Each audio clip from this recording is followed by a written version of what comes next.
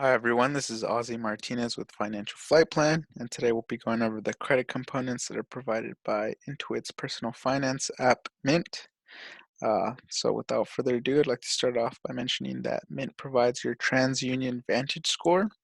So TransUnion is one of the three major credit reporting agencies, and so they have their own proprietary algorithm or formula that results in their Vantage score, which it will vary a bit from the FICO score, which is one of the more widely used scoring formulas. However, not all creditors use the same credit score to make their loan decisions. So, either way, Vantage score and its components are going to be a great guideline to follow when trying to build your credit. So we'll start off with the highest impact on your credit score, which is payment history. So the most important thing you can do for your credit is make your payments on time. Not much room for error here, as each percentage point you drop will put you in a whole nother category. And so being in the not bad or poor range will reflect very poorly on your credit score. So do whatever you need to do to make sure that you're making those payments on time. So then we go into amounts owed. Another word for this is debt to credit ratio or average credit utilization. And so this is just how much of your credit limit are you utilizing. Um, so ideally you want to be within 0 to 20%. If you have a 0% utilization, that means you're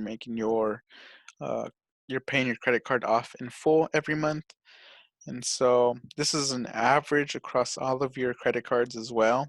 And so, if you have to keep a balance on your credit cards, you would want a healthy number to be around is 30% or less. But anything above 40% is going to start chipping away at your credit score, actually. And so this is the next highest impact on your credit score after payment history. Then we get into age of credit or average length of credit history. And so this is going to be a medium impact on your credit score. Um, you know, it's still going to go into it, but it's just not going to be as important. Yeah, this is the average time that you've had all open credit accounts. So this can be referring to your credit cards, but also any student loans, auto loans, or mortgages that you have. And so uh, some of us in college are going to be in that poor range. That's okay. Don't be discouraged by that, as it's going to take literal decades before we're in that excellent category. Then we get into total accounts, sometimes referred to as credit mix. And so this is just how many total accounts do you have, and how many various types of debt do you have. So do you have student loans, auto loans, credit cards? How many? And so yeah, various types of debt can demonstrate that you can handle that various type of debt to lenders. And so, yeah, the more accounts that you have, the more excellent that you are in this category. However, this is a very low impact on your credit score. So age of credit certainly takes precedent over it, and definitely amounts owed and payment history. Um, so take this with a grain of salt, because if you're having 22 plus accounts, it's probably going to be hard to keep track of 22 plus payment due dates, as well as manage your spending on 22 accounts too. So that could really hurt your um, credit utilization and payment history, which are the most important components of your credit score.